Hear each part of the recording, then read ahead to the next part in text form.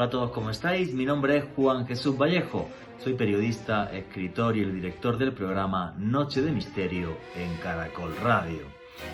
Vivimos en una pequeña gotita azul en medio de un gigantesco universo. Y los científicos cada vez están intentando más comprender ese universo fabuloso que nos rodea. Buscan vida extraterrestre, por ejemplo, aquí ya en nuestro sistema solar. Intentan comprender algunos de sus grandes misterios, ya que el 95% del universo que nos rodea está compuesto de energía oscura y de materia oscura, sin que sepamos todavía exactamente qué son. Infinidad de misterios en un universo que se nos antoja infinito. Pero si queréis saber sobre esto y mucho más, no os perdáis el último podcast de Noche de Misterio, el enigma de las estrellas. Noche de Misterio. Juan Jesús Vallejo. Desde que el hombre comenzó a caminar por encima de la faz de la tierra, miraba las estrellas, y cuando veía ese brillo en medio de la oscuridad, no podía entenderlas. Y el hombre pensó que en esas estrellas vivían poderosos y antiguos dioses. Y fueron pasando los siglos y los milenios, y un día el hombre tuvo la capacidad, gracias a los telescopios, de acercarse a las estrellas. Y en más, sacamos telescopios fuera de nuestro planeta. Y recuerdo todavía algunas de las imágenes del telescopio Hubble, viendo la magia que tiene y el misterio, no solamente las estrellas, sino cuerpos celestes como las nebulosas. Lo que nos mostraban esas imágenes que nos llegaban de la NASA es que realmente el universo es incluso más mágico a través de la ciencia que lo era a través del chamanismo antiguo. Una nueva dimensión del universo, ya que tenemos incluso científicos que están buscando vida en el sistema solar. Y existe la posibilidad de que haya vida. Realmente un universo que cuanto más sabemos a través de la astronomía, más nos fascina y más nos sorprende. La magia de las estrellas, incluso con la astronomía y con la ciencia, se nos hace cada vez más enorme y más fascinante. Buenas noches, noctámbulos.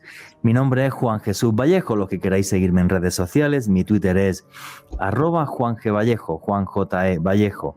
En Instagram y en Facebook, Juan Jesús Vallejo. Y esto es Noche de Misterio. Y aquí lo que hacemos es periodismo de misterio. Nosotros os ponemos los hechos encima de la mesa y vosotros decidís qué hay detrás y qué no. Hoy en un programa en el que vamos a mirar las estrellas, vamos a hablar de astronomía. Quiero deciros a los que os guste el periodismo de misterio que también tenéis un canal de YouTube que se llama Oculto tras la sombra. Repito, Oculto tras la sombra. Ahí tenéis podcast todos los jueves y vídeos también todos los lunes de la semana. Repito, Oculto tras la sombra. Hoy un programa pura y duramente de ciencia. La ciencia que está investigando la última frontera, la que hay más allá de la Tierra. El espacio infinito, repleto de curiosidad y de misterio. Alejandro Bernal, amigo, compañero, buenas noches, ¿cómo estás? Buenas noches, Juan Jesús. Un saludo para usted, para nuestros invitados de excepción de esta noche y desde luego para todos los oyentes que siempre nos acompañan los sábados en la noche aquí en Noche de Misterio de Caracol Radio. También un abrazo muy grande para todas las personas que nos escuchan en diferido a través del podcast que estamos publicando todos los jueves en la noche a través de la lista de reproducción del canal de YouTube de Caracol Radio. Usted bien lo sabe, Juan Jesús, que yo amo los programas de ciencia, los programas de astronomía, de podernos maravillar con todos los astros que hay en el firmamento, y esta noche es muy especial para mí porque contamos con dos auténticos expertos como el maestro Alberto Quijano y Germán Puerta. Efectivamente, amigo, cuando hacemos un programa así, obvio, no puedo dejar de recordar la famosa serie Cosmos que presentaba Carl Sagan y que nos acercó al universo de una forma fascinante, de una forma que todos pudiéramos comprender, que es lo difícil muchas veces de entender la maravilla del universo en el que estamos, en el que somos una ínfima mota de polvo, un universo que todavía estamos intentando comprender y que realmente tiene infinidad de enigmas. Y vamos a presentar a los invitados que tenemos. Uno de ellos, creo que no necesita presentación, es el señor Germán Puerta, que dirigió muchísimos años aquí el Planetario de Bogotá. Germán, amigo, buenas noches, ¿cómo estás? Hola, Juan Jesús, ¿cómo estás? Alejandro, gracias por esta invitación y me da mucho gusto tener como invitado también a Alberto Quijano, que yo considero tal vez el principal astrónomo de este país, porque lo que él ha hecho allá desde su observatorio en Pasto, en la Universidad de Nariño, ha sido extraordinario. Tiene mucha tecnología a su disposición, pero la tecnología no sirve si no tiene también imaginación y creatividad, y es lo que Alberto tiene. Así es de que creo que va a ser un programa bien interesante y estoy ansioso que nos cuente esas noticias del nuevo Centro de Ciencia de Pasto. Vamos a arrancar con eso, con Germán Puerta. Os repito que además le hicimos una entrevista sobre enigmas del universo que ya en YouTube ha pasado las 800.000 reproducciones. Y al que tenemos aquí es al señor Alberto Quijano, para muchos el astrónomo más conocido y más famoso de Colombia. Pero, don Alberto, siempre que algún invitado llega nuevo a Noche de Misterio, me gusta que se presente él mismo. ¿Quién es don Alberto Quijano para toda la audiencia de Caracol Radio? Bueno, buenas noches. Antes que nada, un saludo a Juan Jesús Vallejo, también a Alex Bernal y al doctor Germán Puerta, con quien desde hace mucho tiempo pues hemos estado en el camino de las estrellas. Sí, yo soy Alberto Quijano Botniz. En este momento dirijo el Observatorio Astronómico de la Universidad de Nariño y tuve una beca en la Universidad de Puerto Rico. Allí se me abrieron todas las puertas y hice un máster en física pura y en astronomía. Mi tesis de grado tuvo que ver con el cometa Hale-Bopp y se me abrieron todas las ventanas porque es una universidad de Estados Unidos, y luego vine aquí a Pasto con todas las ganas, en primer lugar, de fundar un observatorio que estamos cumpliendo 20 años y ahora vamos a tener un proyecto mucho más grande. Muy bien, antes de que nos comentes el proyecto más grande que ha sido noticia en estas últimas semanas aquí en Colombia, don Alberto, ¿por qué esa fascinación de usted por las estrellas? ¿Por qué dedicar su vida a la astronomía? Bueno, desde niño yo estoy en el campo de la ciencia. Esta es mi casa. Ustedes no pueden ver otro poco de herramientas que tengo. Desde niño me gustó siempre la investigación científica y pues sobre todo Germán Puerta puede asegurar que lo que estoy diciendo es verdad. En esos tiempos había una revista que se llamaba Tecnirama, la vendían por fascículos y a través de Tecnirama yo vi que el camino de la ciencia era mi camino. También mi abuelo era yugoslavo, él vino a Colombia en la época que no había Canal de Panamá y él me indicó gran cantidad de libros de diferentes idiomas, tenía muchos mapas y un día, con un pequeño catalejo, porque él era marino, me indicó por primera vez los cráteres de la Luna. Para mí eso fue fascinante, creo que tenía unos 5 años, pero me quedó la inquietud que yo quería ver mucho más allá, mucho más profundo los cráteres. Y también en mi adolescencia, pues el hombre estaba llegando a la Luna. Fue fantástico esa época. Efectivamente, a finales de los años 60, en el 69 para ser exacto. Don Alberto, usted ha sido noticia en estas últimas semanas porque en Pasto se va a construir el observatorio, el telescopio más importante de Colombia. ¿Cómo va a ser ese telescopio? ¿Qué posibilidades científicas nos da? ¿Qué se puede llegar a ver con ese telescopio? ¿Y por qué es importante para Colombia? Bueno, antes que nada me gustaría indicarle que en este momento los telescopios que tenemos son de 14 y de 16 pulgadas. Y hemos hecho tantas cosas con telescopios que son pequeños. Usted ya se puede imaginar lo que vamos a hacer con un telescopio de 40 pulgadas, que es un telescopio bien grande. de metro.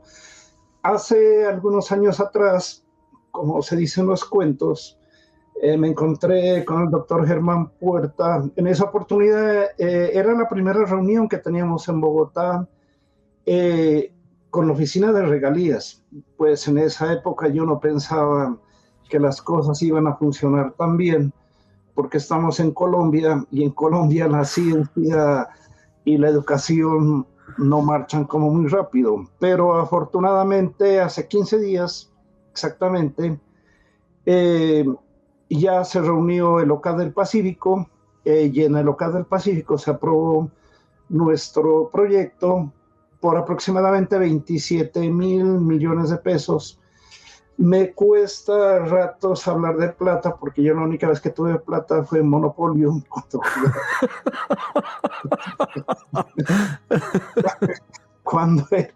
Cuando era niño.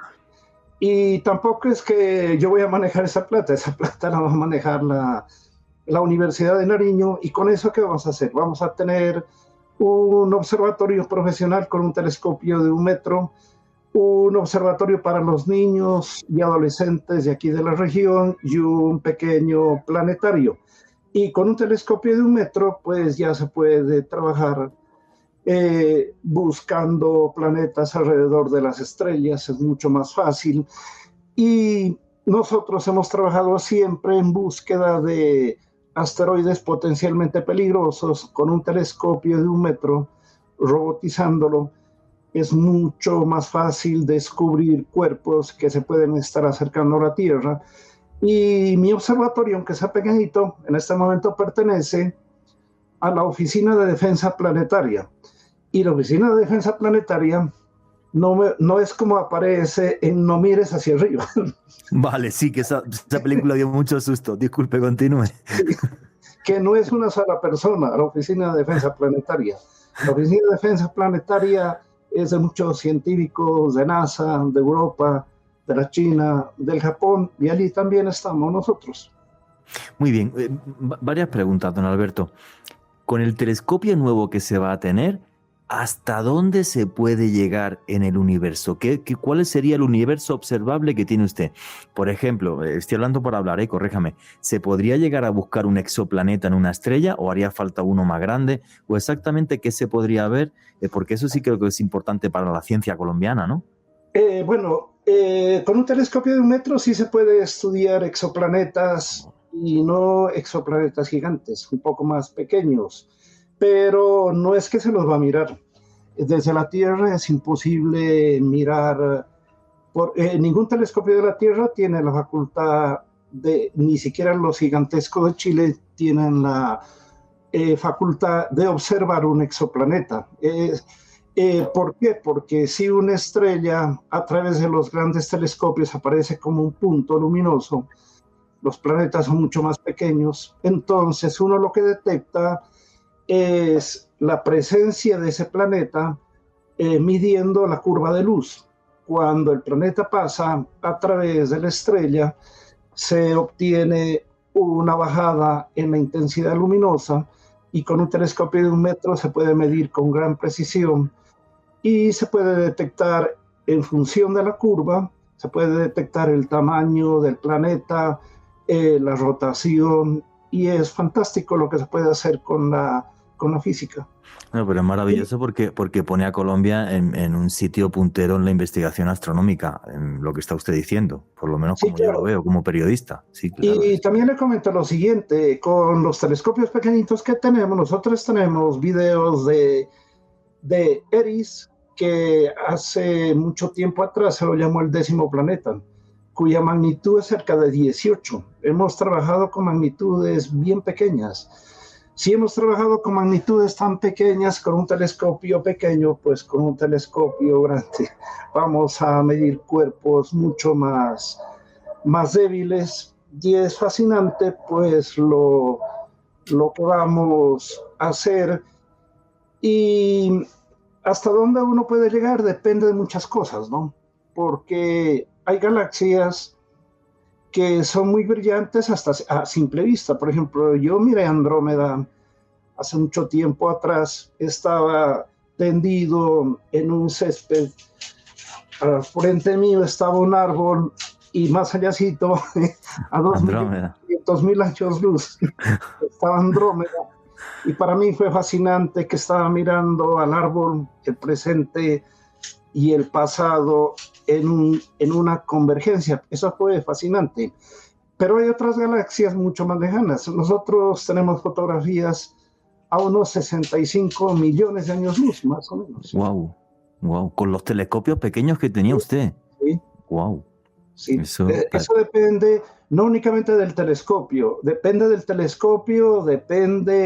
las condiciones del aire, de la contaminación del aire, depende de la cámara y de quienes están detrás del telescopio. Oh, sí. El factor humano también es importante. Germán Puerta, ¿quería usted preguntar? Bueno, claro. En realidad estamos muy emocionados con este proyecto. Hay que indicar que este proyecto está en la ciudad de Pasto, y Pasto está, si no me equivoco, Alberto, a 2.800 metros de altura, lo que significa menos capas de aire, un cielo más puro, más nítido. Recuerden que es por ese motivo que los observatorios se hacen en las altas montañas. La atmósfera es el gran enemigo de la observación, junto con la contaminación lumínica, de lo cual podremos hablar, pero yo quiero destacar algo en el proyecto de Alberto.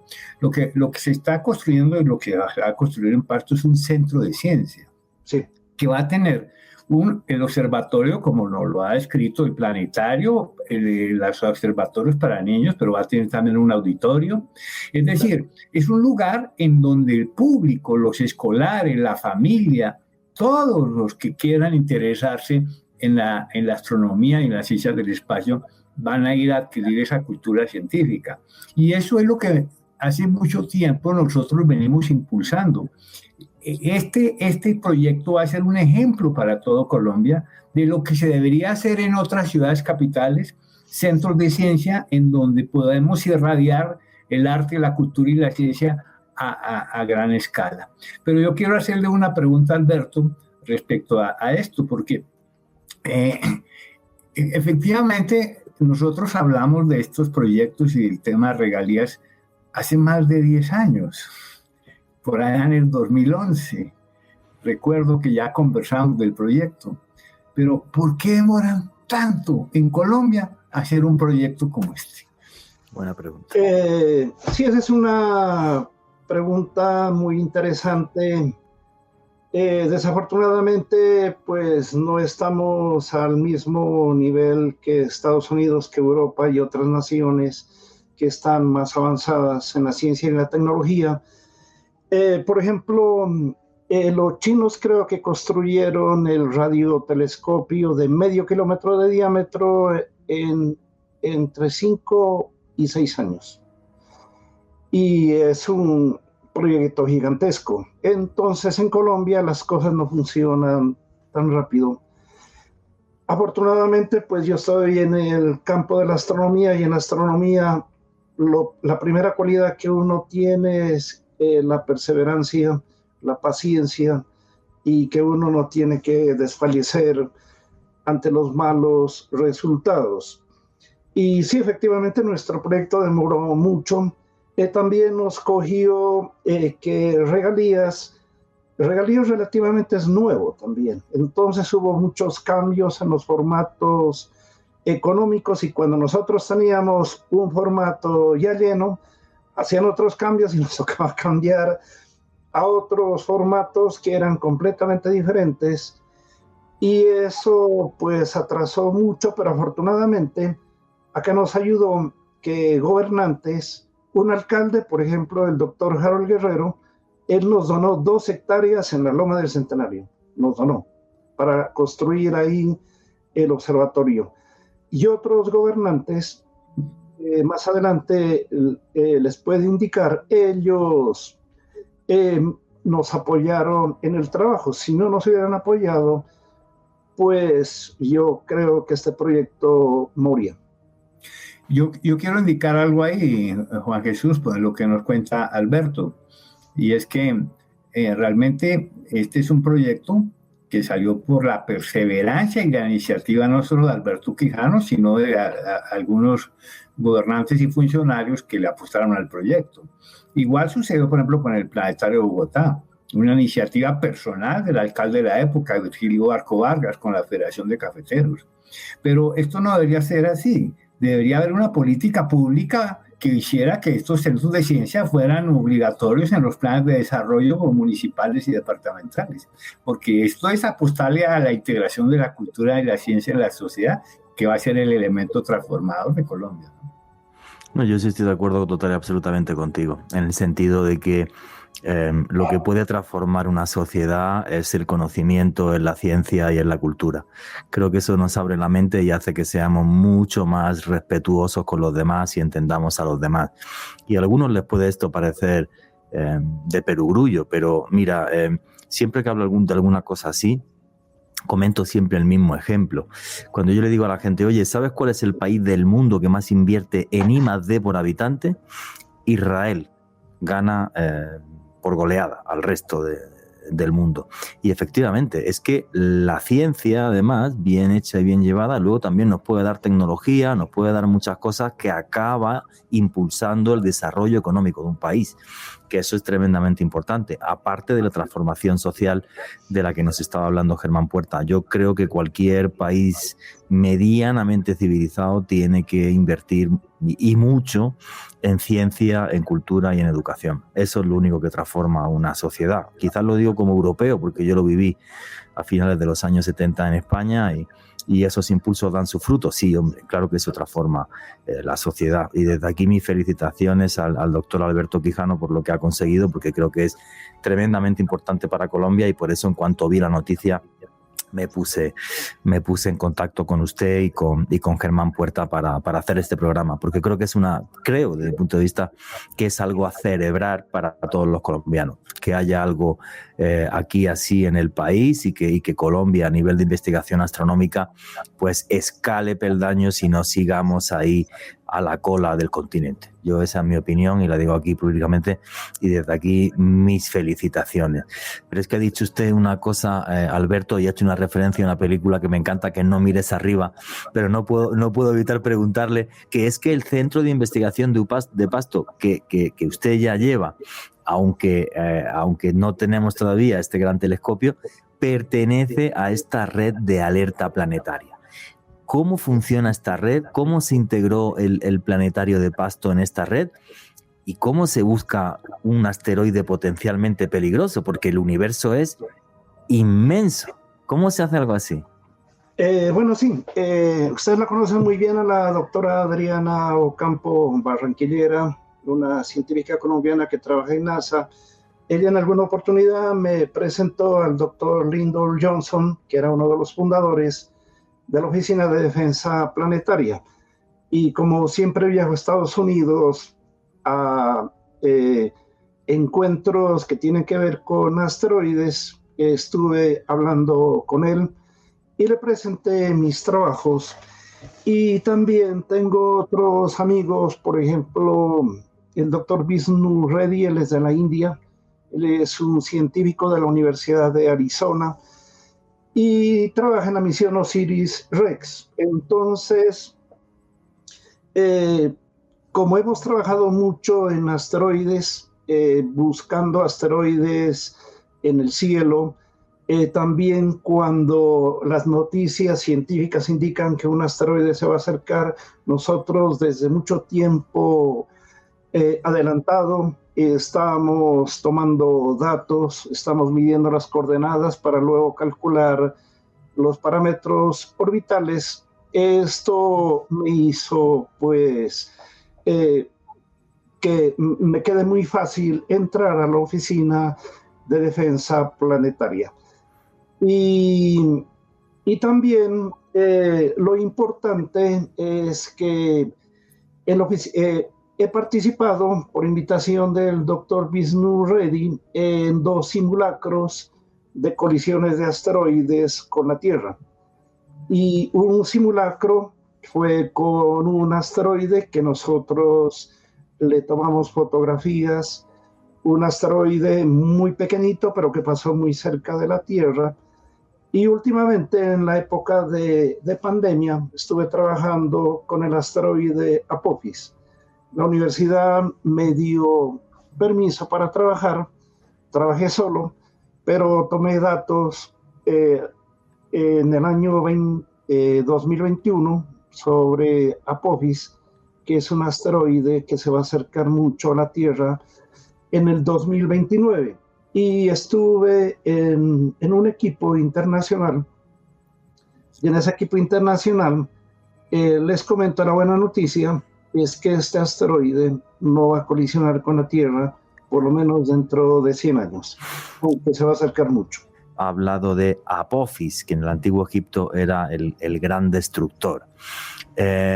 Doctor, ¿por qué se le presta más atención, o por qué en redes sociales, o por qué en prensa internacional se ha hablado mucho más de Apophis que de cualquier otro asteroide? ¿Porque tiene la capacidad potencial de destruir todo el planeta mientras otros son más pequeñitos? ¿O porque se va a acercar tanto, y esto me recuerda a la película esta de No mires para arriba, que estaban todos los científicos en la pizarra, pero oye, haz otra vez la cuenta, que esto no me sale bien? ¿Por qué Apophis es tan importante y tan tremendamente seguido por los astrónomos?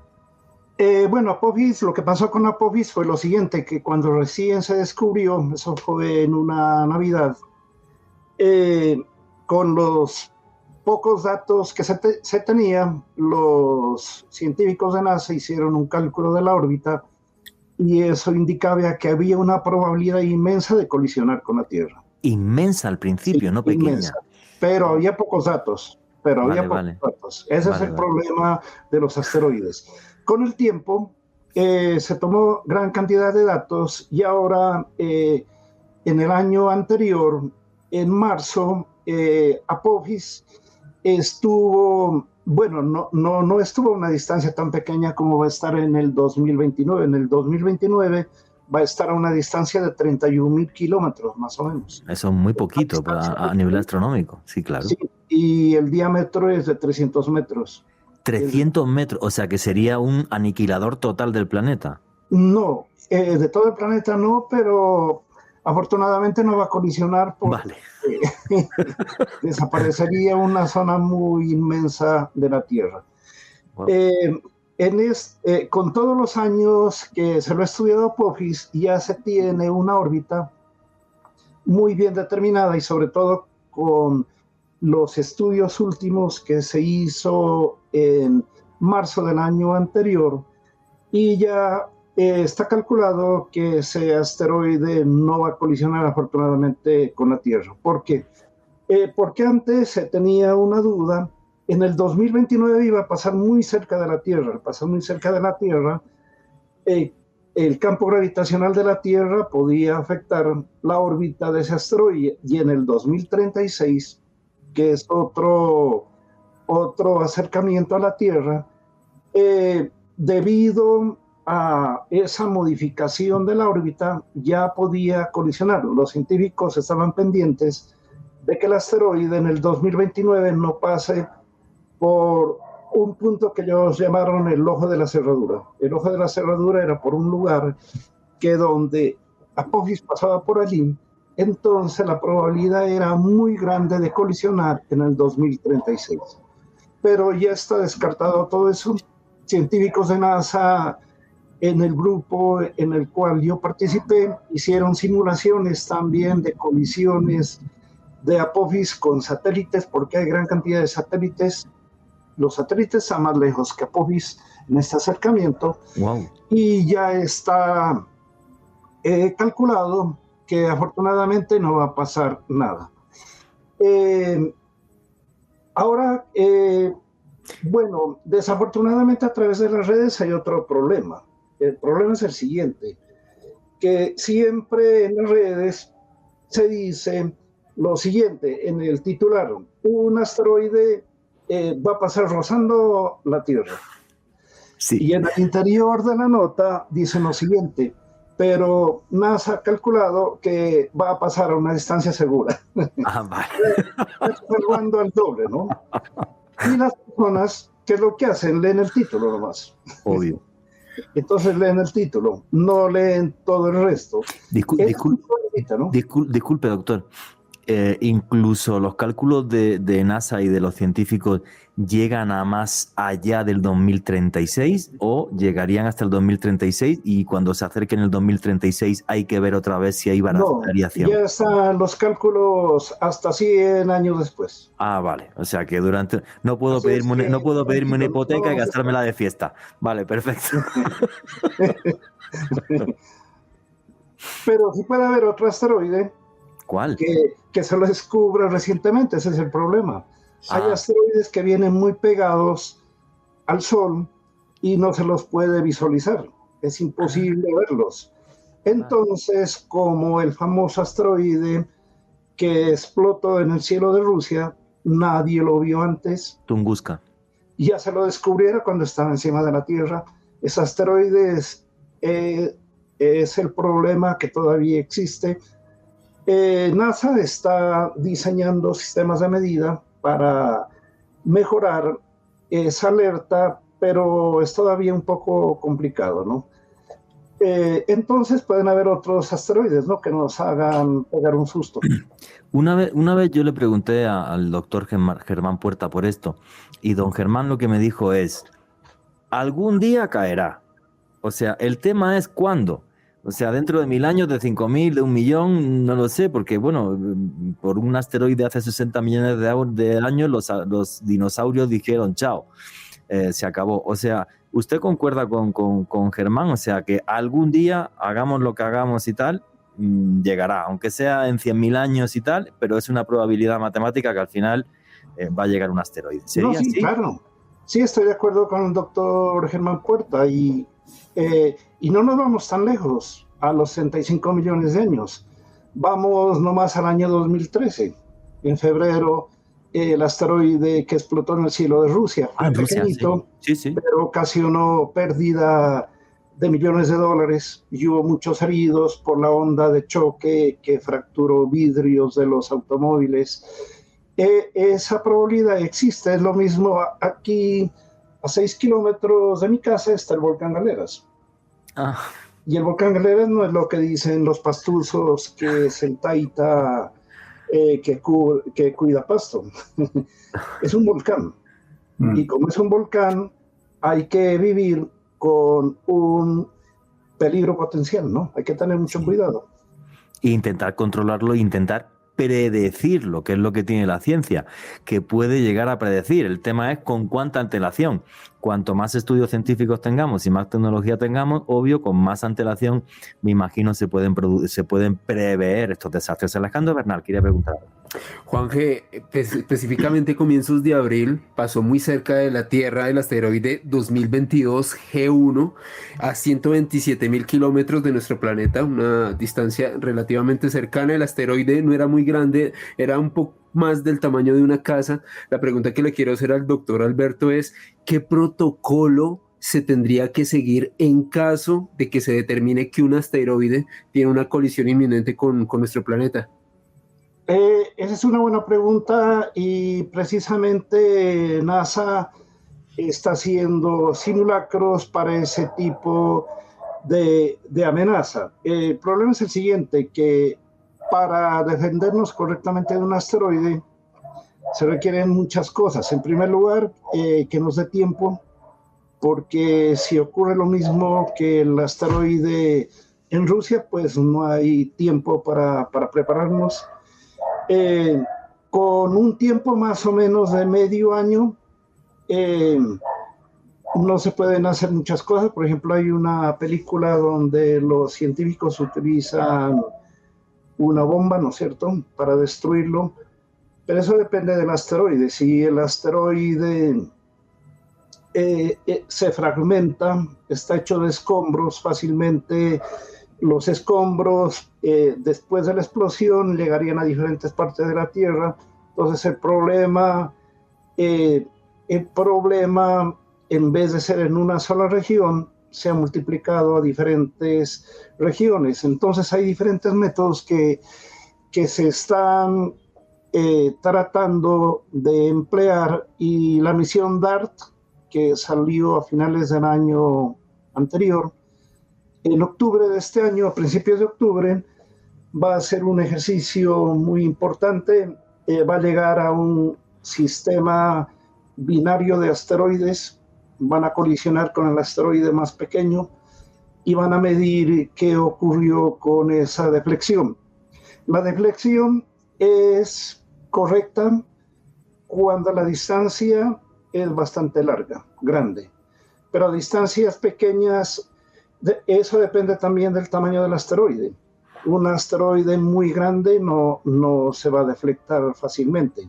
Entonces depende del tiempo, depende del tamaño del asteroide, depende de la estructura del asteroide. El problema es cuando las distancias son pequeñas. Y también otro problema, me imagino, es que, claro, la respuesta ante cada tipo de asteroide va a ser distinta, y además preparar esa respuesta lleva tiempo. O sea, coger no sé, una nave espacial para poder salir y que lleve, no sé, si una cabeza nuclear o cualquier otra cosa, tampoco es algo que me imagino que se pueda hacer en 2 días.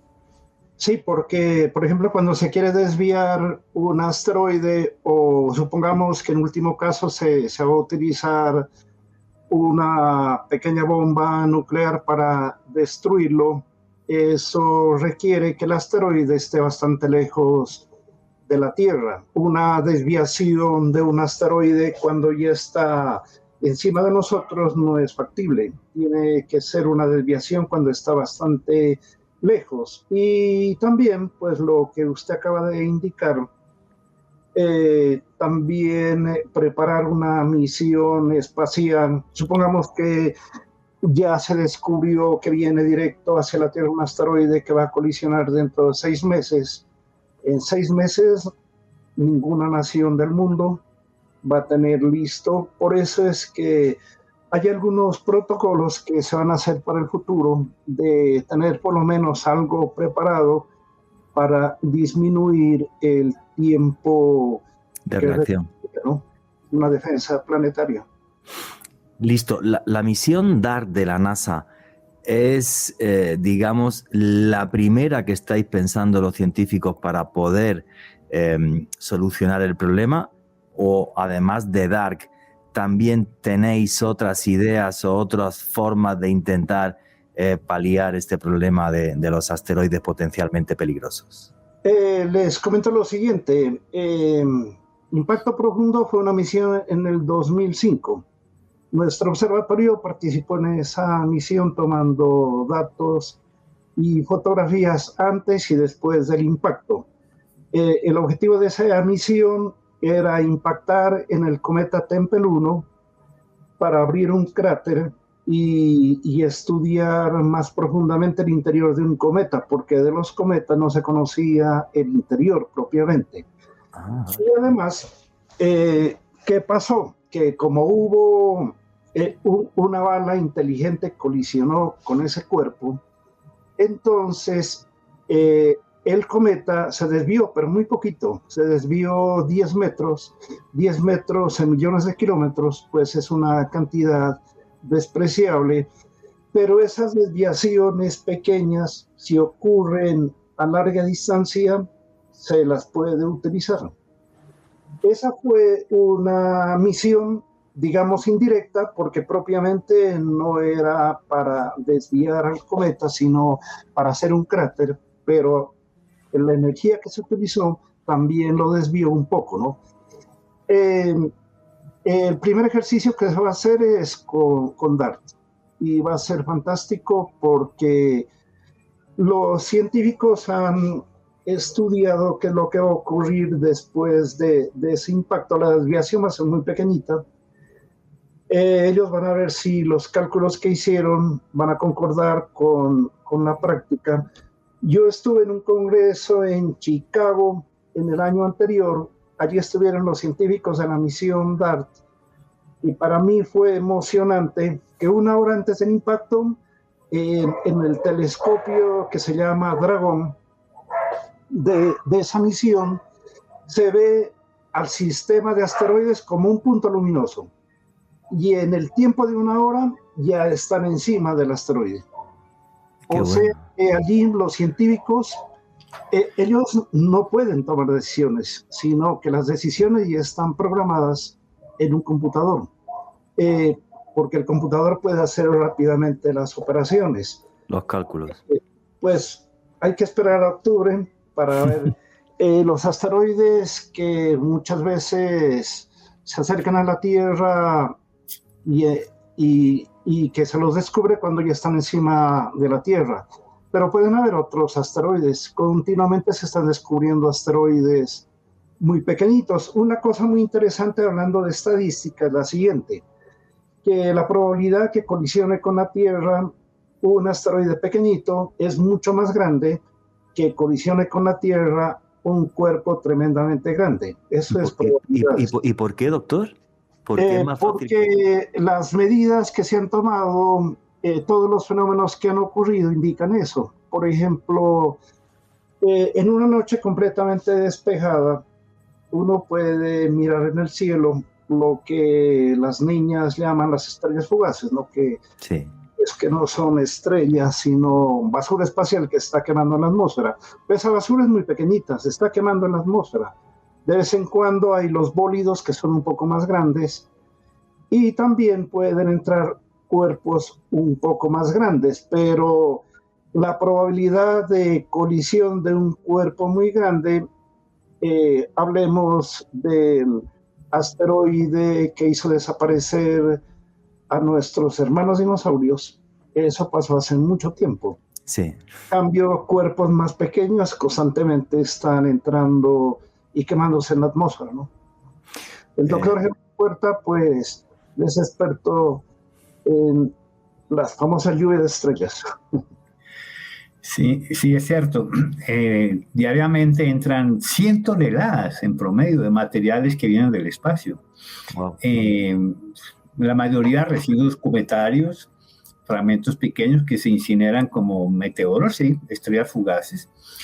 Más grandes inclusive podrían estallar si son de baja densidad, como sucedió en Chelyabinsk, en Rusia, en el 2013, y en Santa Fe, Bogotá, en lo que se conoció como el Año del Ruido.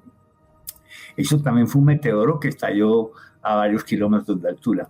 Y si logra sobrevivir a la atmósfera, a la fricción, al caer a la Tierra, es un meteorito. Ahora, ¿cuál es el problema con estos objetos? Es la tremenda velocidad a la que entran. Pueden ser de 20 a 30 kilómetros por segundo. Y a esa velocidad, la energía liberada es tremenda. Por ejemplo, el Meteor Crater en Arizona, que ahí los oyentes pueden mirar en sus teléfonos, Meteor Crater, es el cráter de meteoro más famoso que hay en el mundo. Tiene 1.200 metros de diámetro, Wow. 1,5 kilómetros de diámetro y 180 metros de profundidad. Y arrasó 40 kilómetros a la redonda. Y lo produjo la caída de un meteoro hace 50.000 años que solo tenía 30 metros. Wow. Entonces, imagínate una apófisis de 300 metros lo que podría ser, ¿sí? Ahora, esta serie de objetos que llaman los Near Earth Objects o NEOs, hay miles de ellos. Y como lo mencionó Alberto, diariamente entran docenas a las estadísticas. Y bueno, y si ustedes quieren tocar un asteroide, están aquí en Bogotá, pues vayan al Museo Nacional. Entren al museo, en el primer piso está el meteorito de Santa Rosa, 470 kilos de hierro níquel metálico, que seguramente fue el núcleo de un asteroide, y pueden tocarlo y están tocando otro mundo. Así es, no necesitamos ir al espacio para tener un roce con otro planeta. Qué bueno. Bueno, pues ojalá esta alerta planetaria nos siga manteniendo a salvo y ojalá ninguna Apophis impacte sobre la Tierra, porque esto ya empieza a ser una lotería macabra. Pues habría que pensar, me imagino, que sería mejor que impactara en un desierto, porque si impacta en el mar crearía unas olas, me imagino, gigantescas que arrasarían zonas costeras del mundo. Y es una alegría desde mi punto de vista y un orgullo para Colombia que haya astrónomos colombianos que participen en ese programa y estén alerta en los cielos sobre lo que pueda pasar. Pero no quiero que termine este bloque sin preguntarle al doctor Alberto Quijano por el asteroide más famoso de los últimos años en todos los medios de comunicación, Oumuamua, un asteroide muy peculiar que parece ser que venía de mucho más allá de la nube de Oort. Yo creo que es mejor que explique el doctor Alberto Quijano qué es la nube de Oort que no yo, que soy periodista. Y que un científico israelí, Avi Loeb, dijo que era una nave de otro mundo. Yo no puedo dejar que pase este bloque sin preguntarle su opinión, qué opina de Oumuamua, y por favor, si le puede explicar a la gente qué es esto de la nube de Oort, que lo va a hacer mejor que yo. Sí, bueno, la nube de Oort es una zona en la cual existe gran cantidad de cometas y muchos cometas, muchos millones de años nos visitan cuando reciben un impulso gravitacional. Este asteroide, cometa, entre comillas, porque todavía no está determinada exactamente la naturaleza, ¿qué es lo raro que tiene? Que, bueno, lo malo es que se lo descubrió cuando ya se estaba yendo lejos de la Tierra. No se lo descubrió con un tiempo mejor. Y el problema de este cuerpo es que tiene una aceleración y esta aceleración no es común, por ejemplo, en los asteroides. Los asteroides cumplen con las leyes de gravitación de Newton, pero les quiero comentar lo siguiente. Cuando yo trabajé en mi tesis del cometa Hale-Bopp, los cometas tienen también unas fuerzas que se llaman fuerzas no gravitacionales. Es decir, que se las explica de otra manera. ¿Por qué? Porque en los cometas, cuando los hielos se subliman, no es únicamente un hielo, hay muchos hielos. Al sublimarse los hielos, cuando se acerca al Sol, se produce una descarga de partículas y eso sirve como si fuera un motor. Es equivalente a un motor.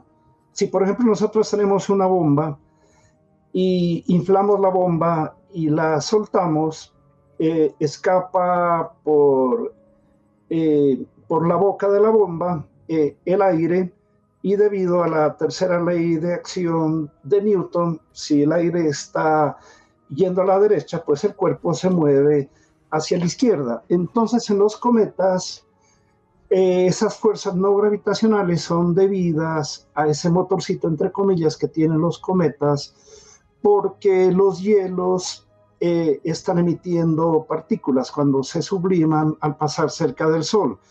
Pero el problema es el siguiente, que este cuerpo, en el estudio que se le hizo, no tiene coma. La coma es propia de los cometas, es una especie de atmósfera, no se le observa coma. Entonces, no tiene características cometarias, pero sí tiene una aceleración diferente a los asteroides. Ese es el problema con este cuerpo.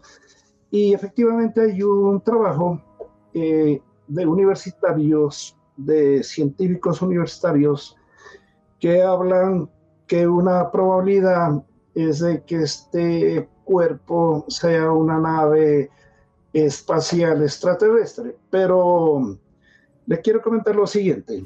Si fuera una nave espacial extraterrestre, debería emitir por lo menos ondas de radio, porque para comunicarse con los extraterrestres que enviaron esa nave, pues tiene que recibir información científica, datos, y es mediante ondas de radio. Se hizo una prueba con radiotelescopios y este cuerpo no emite ondas de radio. Entonces, pues los defensores de que esa es una nave extraterrestre podrían decir que fue que esa nave ya ya no está emitiendo ondas de radio, que está dañada. Pero entonces da la casualidad que se dañó cuando estuvo cerca de la Tierra. Pero lo que sí sería cierto entonces es que es un asteroide tremendamente inusual en el sentido de que, bueno, proviene de una zona posiblemente muy, muy lejana del espacio, por eso ese tipo de anomalías, y entonces lo que hacen ustedes ahí, los científicos, es intentar comprender algo que en principio sí sería nuevo dentro de lo que habían observado ustedes hasta ahora. ¿Sería correcta mi observación o no? ¿Hable usted? Lo que pasa es lo siguiente, cuando la excentricidad es mayor que 1 de un cuerpo, eso indica que tiene una órbita hiperbólica. Y órbitas hiperbólicas se conocen únicamente de 2 cuerpos. Eso indica que ese cuerpo no pertenece al sistema solar, pudo haber venido de otro sistema solar, no sabemos de cuál, porque los datos que se tienen son muy pocos, pero hay algunas teorías en las revistas científicas que se oponen al estudio o al análisis que hacen, que es una nave extraterrestre. Eso está en discusión todavía. Lastimosamente, ese cuerpo en este momento está muy lejos de la Tierra. Ya no creo que se lo pueda estudiar fácilmente. Y precisamente cuando se lo descubrió, al mes y medio estuve en un congreso en Estados Unidos. Me metí a todas las discusiones sobre el asteroide y ninguna de ellas habló de que una explicación era de una nave extraterrestre, ¿no? Y yo le querría preguntar al doctor Alberto Quijano, se está hablando muchísimo del nuevo telescopio de NASA, que parece ser que dentro de pocos meses va a empezar a dar ya nuevos datos. Doctor, ¿qué es lo que tiene ese telescopio que lo hace tan especial y por qué los científicos estáis pendientes a esos datos que va a dar? Bueno, sí, efectivamente ya estamos a pocos meses de que el telescopio James Webb comience a emitir datos ya propiamente científicos. En este momento ya he enviado fotografías de la calibración. Es fantástico lo que han hecho. ¿Por qué? Porque a los amables radioescuchas les quiero comentar lo siguiente. Cuando se colocó en órbita el telescopio Hubble, se tuvo un problema que después de colocarse en órbita resultó miope el telescopio. Las imágenes estuvieron completamente borrosas. Entonces creo que después de 4 años los astronautas tuvieron que ir a remediar ese problemita. Ya me habló como una especie como lente de contacto que le colocaron al telescopio para quitarle la miopía. Pero el telescopio Hubble está a una distancia relativamente pequeña. Está entre 400 y 500 kilómetros. En cambio, este telescopio está en un punto lagrangiano que está a 1,5 millones de kilómetros. Allá no pueden ir los astronautas. Entonces, si este telescopio hubiera presentado problemas como los que presentó el telescopio Hubble, habría sido una catástrofe para NASA. Este telescopio creo que se demoró como 20 años desde que se inició. Es parecido a nuestro proyecto. 20 años. ¿Ve usted? Como los políticos tampoco funcionan bien en Estados Unidos. Pero todavía hay que hacer más.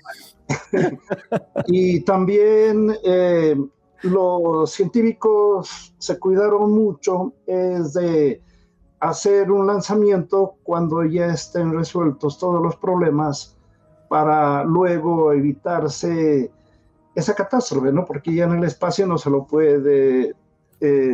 puede reponer los desperfectos. En este momento ya el telescopio estaba completamente doblado, llamémoslo así, luego se desdobló. Fantástico todo lo que ellos hicieron. Yo creo que lo más leal que uno tiene es más o menos la electrónica, pero la mecánica no. la mecánica puede fallar cualquier cosita, y como ha fallado muchas veces, por ejemplo, en el telescopio Hubble, cuando se hicieron cambios de cámaras, cuando se hicieron sustitución de paneles solares, los astronautas tuvieron problemas. Afortunadamente en este telescopio no se ha presentado el primer problema, y ahora ya están desplegados los 18 sectores hexagonales. Ya, ¿qué fue lo que hicieron? Cada sector producía una imagen de una estrella, pero completamente distinta a la de los otros Telescopios. hexagonales.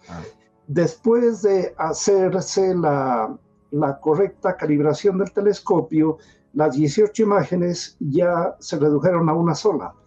El telescopio está mirando una estrella y lógicamente tiene que producir una sola imagen. Y esa imagen ya la consiguieron. El ajuste de los espejos hexagonales es fantástico para que se asuste un poco. Tenían que hacer medidas, tenían que hacer cambios en la altura de los elementos hexagonales del tamaño de una 10 milésima del grosor del cabello humano. Wow. Eso se lo hace con técnicas de difracción, de óptica, y ya está correctamente calibrado. Ahora tiene que calibrar los espectrómetros, y va a ser fantástico cuando ya tengamos las primeras imágenes, ¿no? Germán Puerta. Bueno, en realidad lo del telescopio va a ser emocionante. A ver, ¿qué hace un telescopio? Un telescopio nos da detalles más precisos de objetos lejanos. Pero estando, como lo mencionamos, en la Tierra, la atmósfera es un problema. Por eso hay que salir al espacio. Y hay varios telescopios en el espacio. Tal vez el más famoso es el Hubble. Ahora, el diámetro de los lentes te permite recoger más información y más luz.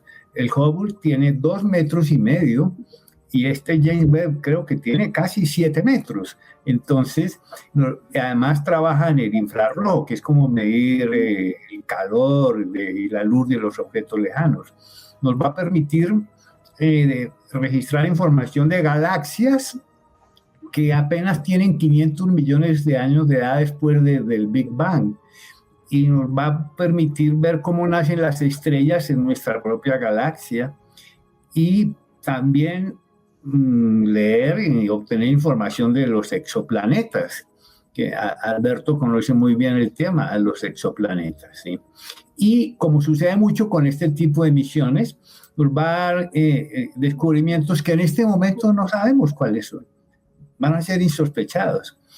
Y para mí lo más interesante es que va a inspirar a toda una nueva generación de astrónomos, igual que el Hubble nos cambió por completo nuestra visión del universo, nos dio un universo de colores, esas nebulosas, esas galaxias. Sí, fabuloso. Este telescopio nos va a dar un salto también en información y en imaginación similar.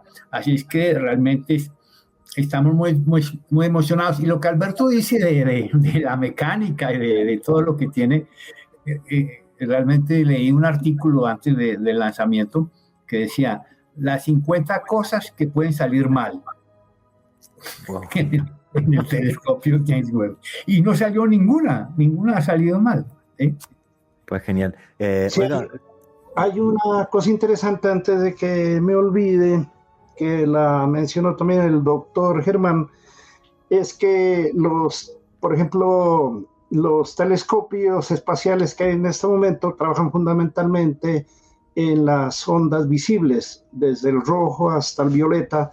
También trabaja el Hubble en ultravioleta y en el infrarrojo cercano. Pero, ¿qué es lo que pasa con las estrellas y las galaxias que están muy lejos? En el universo existe mucho polvo estelar, y el polvo, esas longitudes de onda no las deja pasar, las dispersa. En cambio, como ese telescopio va a trabajar en el infrarrojo medio, la longitud del infrarrojo medio no va a ser dispersado por el polvo y nos va a permitir ver a grandes distancias. Y hay una cosa muy interesante, que después de la gran explosión del universo, no fueron simultáneas las estrellas. Las personas creen que las estrellas nacieron simultáneamente con la gran explosión y las estrellas nacieron después.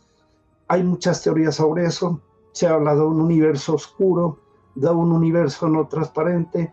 Con el James Webb se va a ver si esas teorías son correctas o no. Para mí es fantástico cuando una teoría es necesario corregirla, porque eso nos indica que estamos creciendo en la ciencia. Una pregunta.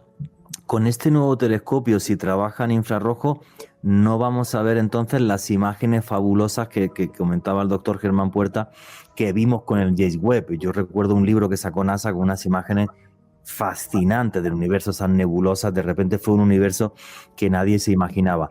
Con este entonces no, porque trabaja en infrarrojo, o puede trabajar en diferentes longitudes de onda y volveremos a ver unas fotos alucinantes del universo. No, James Webb va a trabajar en el color rojo, va a trabajar en el infrarrojo medio, pero le quiero comentar lo siguiente. Las famosas imágenes que recibimos de los telescopios, nosotros no las podemos mirar, porque las imágenes de los radiotelescopios son información en ondas de radio. La vista humana no puede mirar ondas de radio, pero entonces hay unos trucos matemáticos que a uno le permiten ver lo que es invisible. Por ejemplo, los murciélagos, ellos pueden alcanzar hasta 80.000 Hz. El oído humano, un oído humano muy bueno, por ejemplo, de los niños, puede escuchar hasta 20.000. No puede escuchar ciertos sonidos de los murciélagos, pero esos sonidos se los puede captar con un micrófono de ultrasonido. Luego se lo divide electrónicamente, se le baja la frecuencia y ya se lo puede escuchar. Entonces, uno puede hacer transformaciones de imágenes, por ejemplo, de ondas de radio en imágenes que uno puede mirar. Entonces sí vamos a mirar imágenes sorprendentes. O sea que veremos. Sí, no claro, solo sí. veremos. Sí. Eso me parece buenísimo. Surgió el tema de los... ¿Quería usted contar algo, doctor? No. En realidad, recuerden que las imágenes del Hubble también no las vemos así. Si tú vas en una nave espacial y te acercas a la nebulosa, por ejemplo, de los pilares de la creación, sí, que es tan icónica, pues no la vas a ver así. Hay un trabajo digital y técnico, ¿no?, que te permite visualizar esto. Con el James Webb vamos a tener imágenes, pero también muy trabajadas. No, listo. A mí me encanta que las trabajen. Yo, como soy periodista, lo que quiero es verlas y ponerlas en mis redes sociales, porque me parece maravilloso y me parece fascinante ver un universo así, ¿no? Un universo que nunca habíamos visto. Y esa era mi duda, así, del James Webb. Y vamos a tener también eso, y los dos nos los habéis aclarado perfectamente. Obvio, tenemos que meternos en el tema de exoplanetas. Yo no sé cuántos exoplanetas se han descubierto ya, porque hace muchos años la ciencia decía que no era fácil que hubiera planetas como el nuestro, así, en este rango en el que era posible la vida, pero eso parece que cambió. Se han descubierto muchos exoplanetas y en muchos de ellos se habla que podría haber vida, una vida que a lo mejor no nos podemos ni llegar a imaginar, porque sería en un planeta y en un entorno completamente distinto, y sería algo hasta grotesco de pensar. Doctor, ¿cómo ha ido evolucionando la ciencia en las últimas décadas respecto no solo a buscar esos exoplanetas, sino a pensar que son muchísimos más de los que imaginábamos y más posibilidades de vida, aunque sea muy lejana y posiblemente nunca podamos llegar hasta allí? Bueno, sí, es fantástico lo que se está descubriendo ahora, sobre todo con la misión Kepler y con otras misiones. Ustedes recuerdan que hace un poco más de 500 años un gran pensador filosóficamente Giordano Bruno, él imaginó que alrededor de las estrellas deberían existir planetas y que en esos planetas debería haber vida. Por haberse adelantado 500 años a la ciencia de esa época, pues la Santa Inquisición, entre comillas, lo mandó a la hoguera. En este momento, pues Giordano Bruno debe estar feliz en la dimensión donde él viva, allá de estar con Carl Sagan, con los grandes pensadores de la física, porque efectivamente ahora se han descubierto muchos planetas alrededor de las estrellas. Y hay estrellas que no únicamente tienen un planeta, sino muchos planetas. Entonces, si la cantidad de estrellas que hay en el universo es mucho más grande que todos los granitos de arena de todas las playas de la Tierra, la cantidad de planetas que hay en el universo es fantástica. Y filosóficamente, pues también podemos pensar que la vida no puede haber surgido únicamente aquí en la Tierra. No tenemos nada importante aquí en el Sol y en la Tierra para que haya surgido vida. Ese fenómeno yo creo que es un fenómeno común en el universo. Puede haber surgido vida de otras formas, ¿no? Los científicos hablan que así como la vida nuestra es en base al carbono, también puede ser en base al silicio, que están en la misma familia, y los computadores trabajan con el silicio. Entonces, tiene que haber vida más avanzada que nosotros, menos avanzada igual.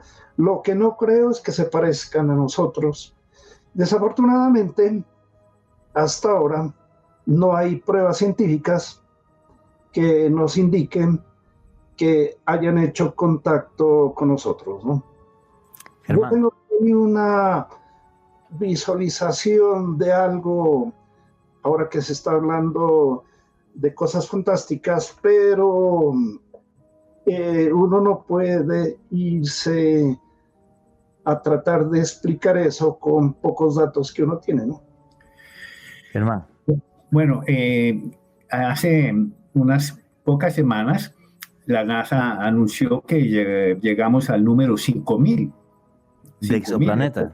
Exoplanetas, sí. Esto es interesante porque esta es información sobre todos estos exoplanetas, la gran mayoría vienen de la misión espacial Kepler, del telescopio Kepler que mencionó el profesor Quijano. Pero miren ustedes lo que sucede, el telescopio Kepler ya no funciona, hace tiempo que no funciona, pero hasta ahora está la cantidad de información que nos envió, que todavía se está procesando, todavía estamos descubriendo exoplanetas con la información que de un telescopio que ya no funciona. El volumen de información que recogen estas misiones es enorme, no sé si se mide en teras o en este tipo de cosas. Ahora, de estos 5.000 exoplanetas, aproximadamente 250 están en la zona de habitabilidad de las estrellas, más o menos rocosos. Podría decir que tienen la cuota inicial para ser un planeta como la Tierra, ¿sí? Y 250, eso es como el 5% de estos 5.000 exoplanetas. Pero si extrapolamos a las 300.000 millones de estrellas que tiene nuestra galaxia, entonces la cifra daría unos 15.000 millones de planetas en zonas de habitabilidad, y esos son números grandes. Me gustaría la opinión de Alberto sobre estos números, ¿no? Sobre esa posibilidad de planetas como la Tierra en zona de habitabilidad, que implicaría que hubiera agua líquida en la superficie, ¿no? Sí, yo creo que ese número está dentro de ese margen que acaba de hablar el doctor Germán Puerta. El problema es porque hasta ahora científicamente no hemos recibido una prueba de comunicación con civilizaciones extraterrestres. Cuando yo estaba estudiando en Puerto Rico, empezó la misión SETI. Y la misión SETI se hizo con el radiotelescopio de Arecibo, que tenía un diámetro de 305 metros y que ahora desafortunadamente colapsó. Pero ya tenemos otro radiotelescopio gigante en la China. Durante todo ese tiempo no se captó ninguna señal que sea extraña, aunque en algún tiempo, en la década de los 70, se recibió una señal, la señal WOW, y que nunca más se la volvió a recibir, y que ahora ya se sabe que fue un problema propiamente de la electrónica del radiotelescopio. Pues hasta ahora no hemos recibido ninguna información, pero Carl Sagan hablaba lo siguiente, de que también pueden haber nacido civilizaciones y que ahora ya no existan. Nosotros estamos en un planeta bastante complicado. En este momento la situación en la Tierra no es como muy buena. Estamos casi volviendo a la famosa Guerra Fría entre la Unión Soviética y Estados Unidos de los 60s, 70s, ¿no? ¿Y qué pasa si una civilización se autodestruye? No puede dominar los alcances tecnológicos, pues se pueden destruir. Puede que de repente se esté cumpliendo eso en el universo. Carl Sagan decía que si las otras civilizaciones que supuestamente existen se parecen a nosotros, la probabilidad de que estén todavía vivas es muy pequeña. Sí, ojalá algún día pues ya tengamos un mensaje codificado. Me gusta mucho Contacto, que fue también una obra de ciencia ficción de Carl Sagan, donde allí se establece un contacto, ¿no? A través de una onda de radio, pero hasta ahora a través de las ondas de radio no tenemos contacto. También yo tengo una inquietud. Nosotros queremos que otras civilizaciones se comuniquen con los métodos que empleamos nosotros. Ese es el problema. Y si ellos tienen otros métodos. ¿Y si no se comunican con radio? Sí.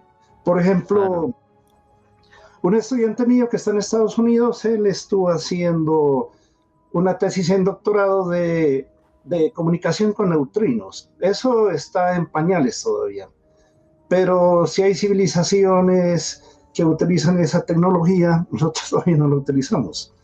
Ellos están enviando mensajes y nosotros no les podemos contestar. Ese es el problema, ¿no? Que queremos que se comuniquen con nosotros con el teléfono que nosotros tenemos en la casa. Con Wi-Fi, sí, es complicado. No, es muy difícil. Lo que pasa, y bueno, el programa de astronomía, y no quiero meterme en este tema, todo ha cambiado mucho desde el diciembre de 2017, cuando se filtran los famosos vídeos de la NASA, son en concreto 3, sobre ovnis. Solo se filtró un documento, un informe, yo lo tengo de un avistamiento que hubo en el año 2004 en las costas de San Diego, y realmente explicar qué hacía esa nave, cómo se movía y todo, con los testimonios tanto de los pilotos. David Fravor fue el que habló, un piloto de un F-18, como con los registros de radar, que esos registros de radar se hacen porque se cambian los radares para detectar misiles hipersónicos. Y luego las declaraciones de un contratista de NASA, que es el señor Bigelow, el dueño de Bigelow Aerospace, hicieron que realmente todo esto del fenómeno OVNI, que están aquí y demás, fuera un boom temático, fuera un boom mediático. Y además, en los últimos años y en los últimos meses, y ahora ya en los últimos días, es que no han parado de filtrarse tanto documentos del Pentágono. Lo último, pues hace 3 semanas no, pero un mes y poco sí, el New York Times recogiendo los testimonios de un contratista, un astrofísico que trabaja para el Pentágono diciendo que estaba investigando restos de estas supuestas naves y que los materiales no eran replicables. Eric Davis, no es que lo diga yo, lo dijo New York Times y lo dijo Eric Davis. Y esto ha cambiado un poco todo y ha hecho que, bueno, pues que haya de repente un debate en la ciencia que quizás antes no había. La ciencia simplemente decía, oye, esto no existe y ya, porque es verdad, no tenemos ninguna comunicación de radio, o sea, todo lo que habéis dicho es completamente cierto. Pero, bueno, lo que digo, el señor Bigelow dijo, no busquemos vida en otros mundos que la tenemos aquí, de otros mundos acá. Eso fue una cosa que a todo el mundo impactó, lo dijo en un programa en CBS, y luego se supo que él es el contratista de Pentágono que lleva la investigación, con un proyecto que tenía un presupuesto de algo más de $20 millones al año. Esto ha hecho que entre en debate. A mí no me gustan estos debates con científicos. Cuando hago ciencia y no me meto en esto, pero sí hago periodismo y me encantan esos temas. Con Germán he dado una charla sobre ovnis en Uniandino, por ejemplo, y cada uno pues tenemos una visión distinta y me parece maravilloso, o sea, que podamos dialogar, porque en el mundo en el que vivimos hoy día, y creo que los comunicadores y científicos deberíamos dar un mensaje, y es que se puede dialogar sin que tengamos que matarnos, aunque no estemos de acuerdo en una cosa. Eso yo creo que también es importante comunicárselo a la sociedad.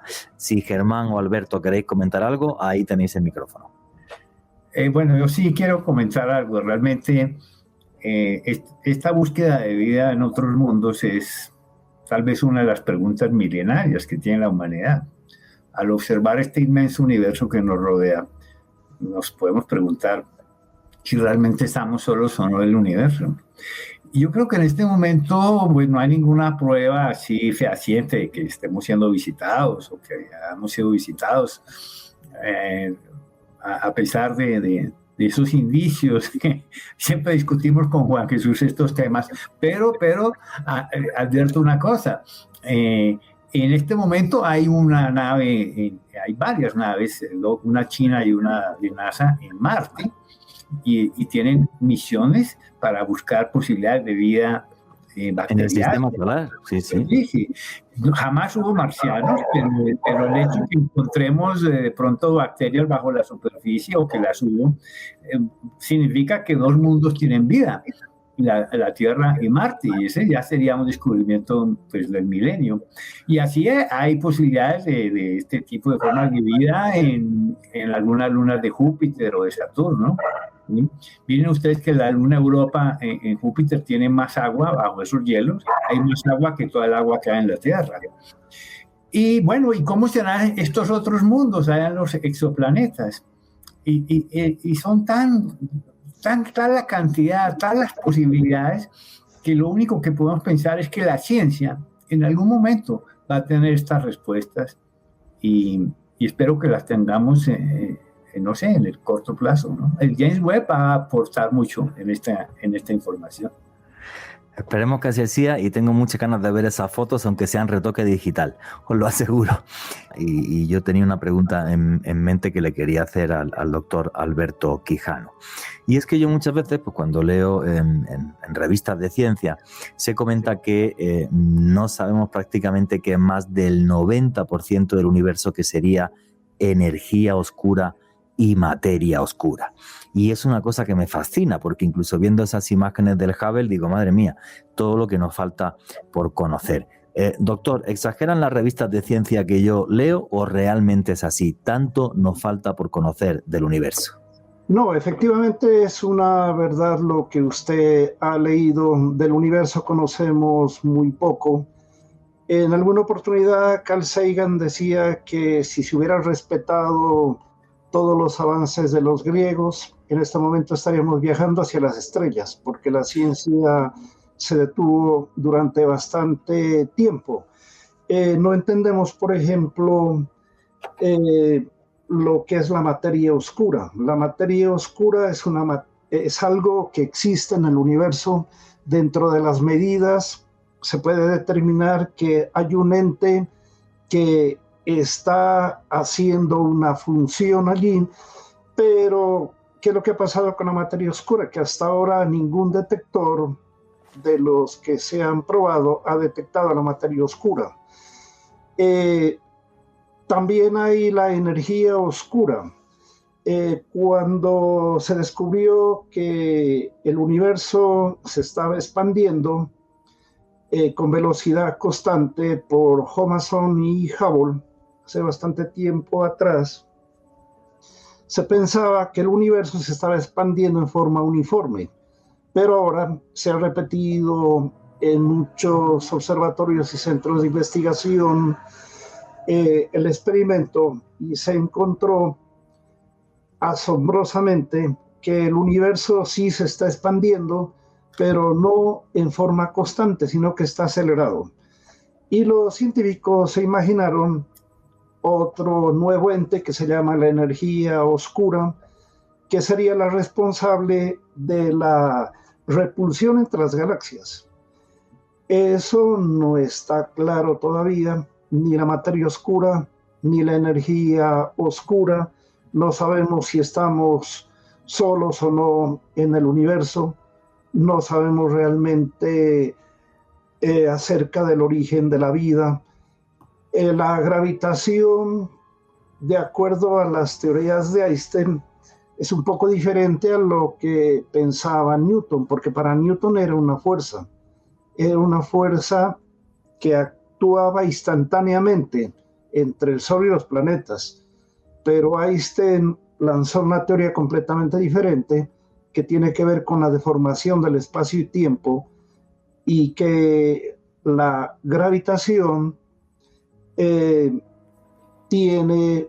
no es una acción instantánea, sino que viaja a la velocidad de la luz. Él también predijo las ondas gravitacionales que ya se las ha encontrado experimentalmente. Hay muchas incógnitas en el mundo de la astronomía.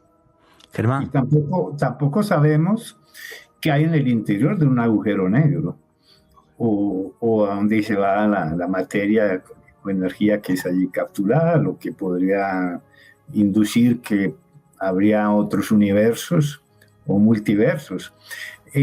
Yo tengo siempre una idea cuando se trabaja con estos temas que son de la cosmología, y es que aquí la imaginación forma un papel importantísimo, porque estamos en el límite del conocimiento y la creatividad de formar parte de todos estos experimentos.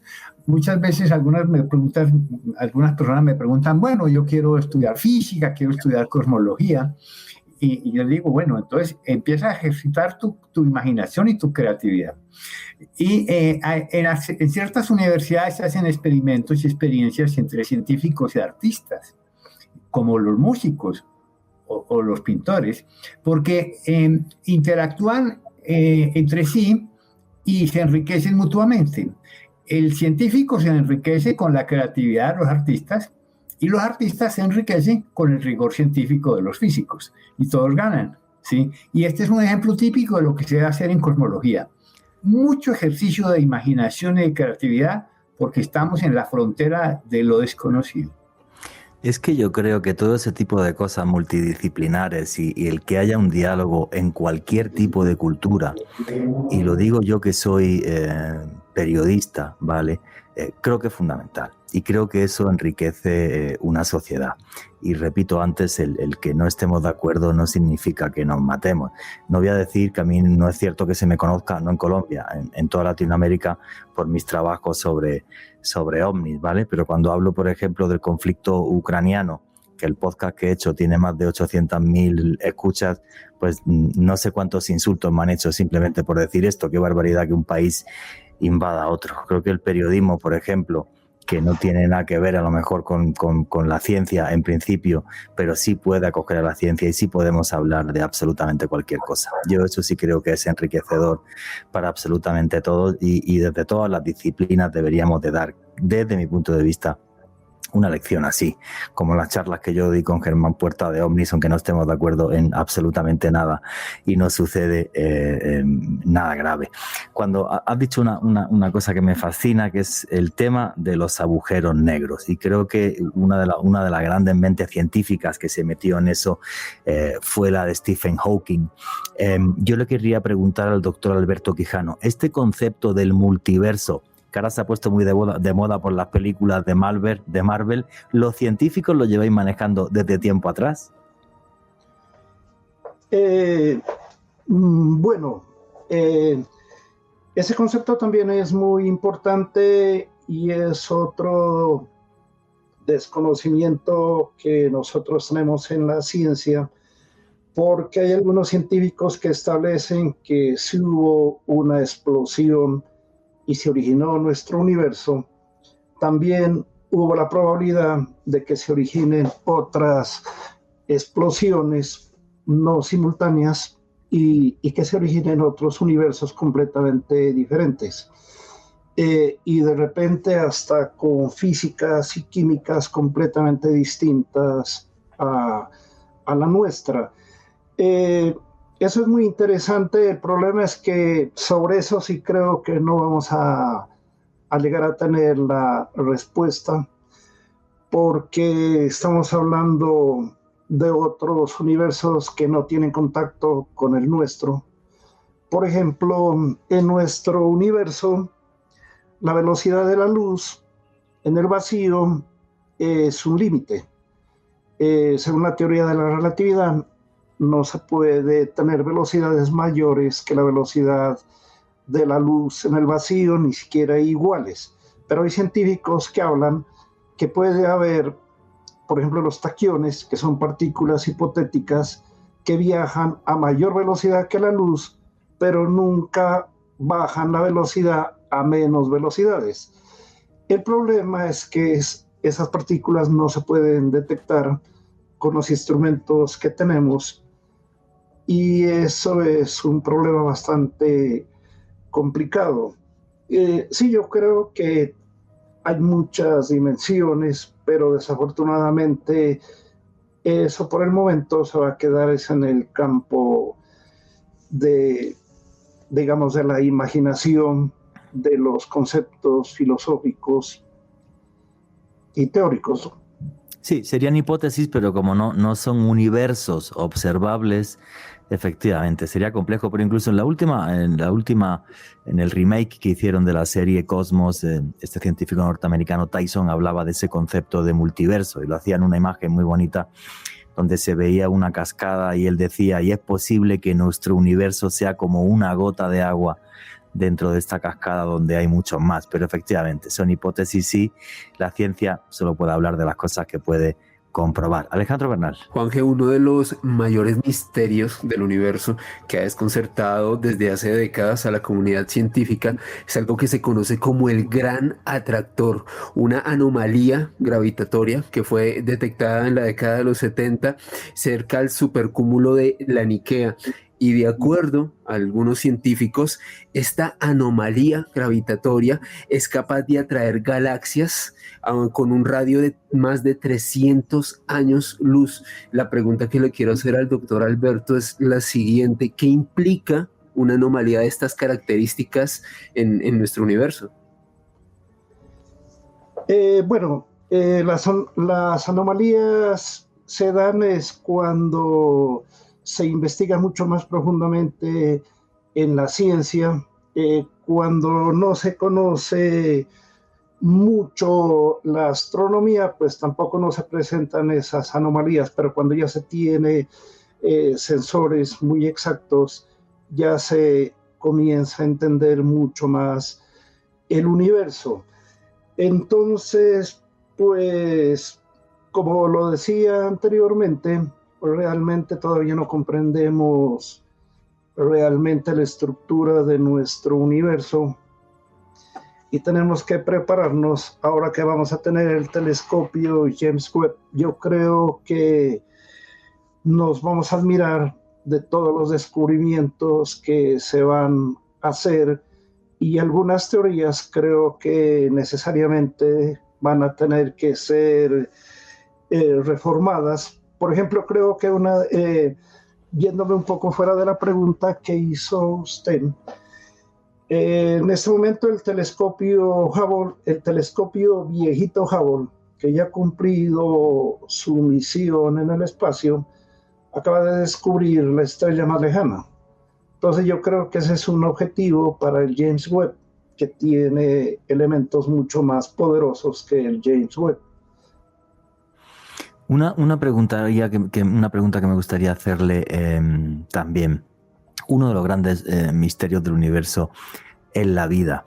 Si encontrásemos vida, aunque fuera a un nivel muy microscópico, en Marte y en Europa, en la luna de Júpiter, ¿seríamos capaces de entender mejor el universo o esto quedaría solamente en manos de los biólogos, que es otra rama de la ciencia? No, yo creo que ese sería el descubrimiento más espectacular de los últimos años. Y ojalá Perseverancia pueda descubrir, porque el cráter Jezero, en donde está haciendo las investigaciones, se supone que fue un gran lago. Y ojalá encuentre elementos que prueben que allí por lo menos hubo vida primitiva. Porque cuando hablamos del agua líquida, el agua líquida tiene la firma de que va a facilitar las posibilidades de vida. Y si allí hubo agua, pues por lo menos teóricamente se postula que allí debió haber vida primitiva, ¿no? ¿Por qué esa vida no se desarrolló? Supongamos si existió en Marte, ¿por qué no se desarrolló? Eso hay que investigarlo. Hay que investigar también, por ejemplo, por qué Marte en ese momento no tiene campo magnético. Es un campo magnético remanente, no es como el campo magnético que tiene la Tierra, y el campo magnético que nosotros tenemos evita que las radiaciones mortíferas del Sol y de las estrellas acaben con la vida. En este momento Marte pues no tiene campo magnético. Eso va a ser un problema para los astronautas, porque ya no van a tener un protector de las partículas de alta energía, ¿no? Germán Puerta. Bueno, la misión Perseverancia es un excelente ejemplo de cómo trabaja la ciencia. Que a propósito, una de las responsables de la misión es la colombiana Diana Trujillo, caleña, que es responsable ahí en NASA de parte de esta misión. Pero miren ustedes que lo que hace la misión es tomar muestras, efectivamente, del subsuelo de este antiguo lago, del cráter Jezero, y las coloca en unos recipientes. Pero la misión está diseñada para descender allí y traerlos de regreso, para poder ser analizados en algún momento. Pero esa misión que va a traer esas muestras de regreso no está planeada sino para dentro de 12 años. Entonces, miren ustedes que se hace una misión que toma muestras, pero los análisis no se van a hacer sino hasta dentro de 15 o 18 años. Es posible que los científicos que trabajaron en la misión inicial no estén en la misión, en los experimentos que van a determinar si hubo o no hubo vida en el planeta rojo. Bueno, sí, y hay que decir también que fue noticia hace pocas semanas que el ex jefe científico de la NASA, James Green, había desarrollado un proyecto para terraformar Marte. Y además hay un montón de científicos trabajando en esto, creando un campo electromagnético desde un satélite artificial. Y es algo que fue noticia a nivel mundial y todo el mundo recordó las palabras de Stephen Hawking, juraría que fue en el año 2017, cuando él dijo, nos tenemos que preparar para que parte de la humanidad abandone la Tierra en 100 años porque la llegada de nuevos virus y el cambio climático harán la vida en la Tierra muy compleja. Y por desgracia, el mejor cerebro del mundo en aquella época, por ahora, está teniendo toda la razón. Llegaron virus y el cambio climático, el informe de la ONU de hace también 2 semanas, otra noticia, nos dice que todos los cálculos estaban equivocados y que esto va de mal en peor. Sí, pero las películas de ficción nos muestran que los que abandonan la Tierra y lo logran son los millonarios. Y eso va a pasar. Y eso es lo que he defendido en mi canal de YouTube, sí. Así de que Alberto, con sus billetes de monopolio, no creo que pueda comprarse pasar. Alberto, ¿qué opina usted de estas noticias? Así es bastante complicado, ¿no? La situación en la cual estamos, y también qué importante los grandes pensadores de la antigüedad, cómo llegaron a acertar cosas que en este momento se están cumpliendo, y también el avance de la tecnología. Ustedes seguramente, Juan Jesús y Germán Puerta, seguramente leyeron también una caricatura de Dick Tracy. Dick Tracy, un detective, ¿no?, que se comunicaba en la década de los 60 con un reloj que ahora es el celular, y cómo los viajes espaciales ahora nos permiten que nos estemos comunicando a través de internet. Eso yo en mi época nunca me imaginé que íbamos a llegar a tener. Y también las teorías que puede haber epidemias que propiamente se deban a contaminación del espacio, ¿no? Hay algunas teorías sobre eso. Bueno, yo no estoy diciendo que el virus ahora, el COVID, tiene que ver con eso, pero sí hay algunos científicos que han lanzado teorías sobre eso, ¿no?